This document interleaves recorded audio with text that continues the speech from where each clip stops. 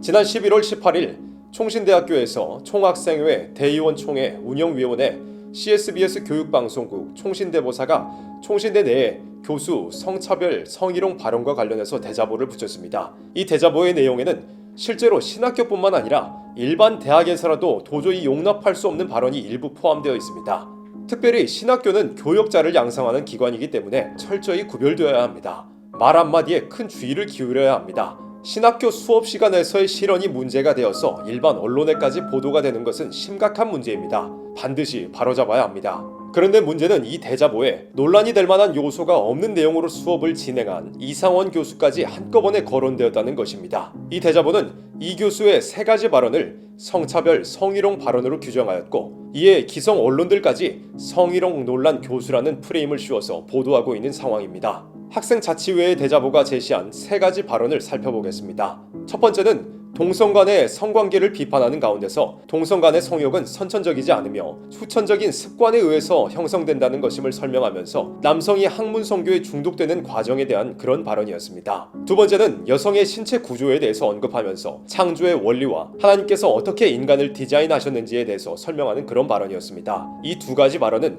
생물학적으로도 또 의학적으로도 입증된 사실에 입각한 정당한 내용이었습니다. 세 번째 발언은 잘못된 관점을 비판하기 위해서 예시를 들어 설명하는 가운데 나온 발언이었습니다. 그런데 이 대자보는 이 예시가 마치 해당 교수의 의도인 것처럼 일부만 발췌하여서 곡해하였습니다. 이렇게 이 교수의 발언에 문제가 없음에도 총신대 학생자치회의 대자보를 통해서 다른 교수들의 문제 발언과 함께 묶여서 성차별, 성희롱 프레임이 씌워지자 많은 사람들이 이것을 두고서 마녀 사냥이 아니냐며 의혹을 제기했습니다. 평소에 이 교수가 동성애 반대운동 그리고 탈동성애 운동, 차별금지법 반대에 앞장서 있었고 퀴어 신학과 공산주의의 사상적 연관성을 지적해왔기에 이번 성희롱 사건에 포함시켜서 공격하는 것이 아니냐는 그런 의혹이 제기되기도 했습니다. 실제로 이번 사건을 통해서 밝혀진 총신대학교 학생자치회의 평소 활동은 의심을 사기에 충분합니다. 코람데오닷컴의 보도에 따르면 총신대 학생회는 북한의 주체 사상을 신봉하고 사회주의와 기독교를 동일시하는 세계관을 주장한다고 보도된 그런 단체와 함께 활동했습니다. 그리고 최근에 총학생회는 성인식 개선 캠페인이라는 행사를 열기도 했습니다. 첫 번째 날에는 최근에 큰 문제가 되고 있는 성평등과 젠더 이데올로기를 주장하는 단체가 강의를 했고, 둘째 날에는 성경적인 페미니즘과 젠더와 기독교를 주장하는 사람이 나와서 강사로 나서기도 했습니다. 보도된 바에 따르면 학생자치회의 구성 인물들의 행적에도 문제의 소지가 있습니다.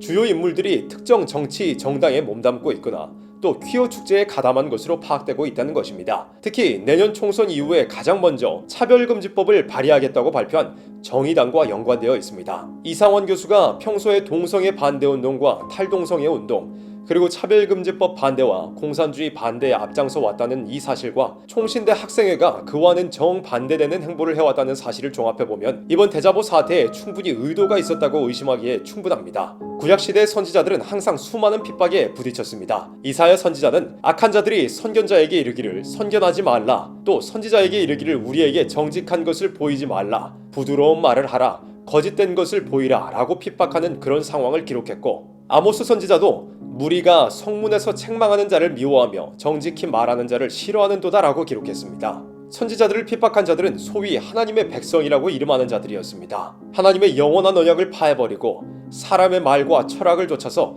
참된 선지자를 핍박했던 것입니다. 차별금지법이 제정되기 전인 지금도 동성애를 반대하는 기독교에 대한 압박이 이번 대자보 사태처럼 발생하고 있습니다. 법적으로도 사실상 차별금지법과 대동소이한 서울시 학생인권조례라는 것을 헌법재판소에서 최근 전원일치로 합헌 판결을 내리기도 했습니다. 친동성애 성향을 띠는 좌파 정당의 지지율이 떨어지지 않고 있고, 또 선거법 개정을 통해서 극좌 정당이 많은 의석을 차지할 것으로 예상되는 가운데 내년 총선 이후에 차별금지법이 제정되는 것은 사실상 시간 문제라고 볼 수 있습니다. 게다가 기독교 내부에서도 친동성애 성향을 띠는 교역자라든지 신학 교수 등이 점점 세력을 늘려가고 있고 많은 교인들이 여기에 현혹되고 있습니다. 또 공산주의자들은 동성애를 매개로 진리를 전하는 교회에 입을 틀어막고 유물주의 사회를 만들고자 하고 있습니다. 스가랴 13장에서는 마지막 시대의 세상이 극도로 악화되어서 선지자가 예언을 하려고 하면 그 부모라도 칼로 찌르려고 할 것이라고 기록했습니다.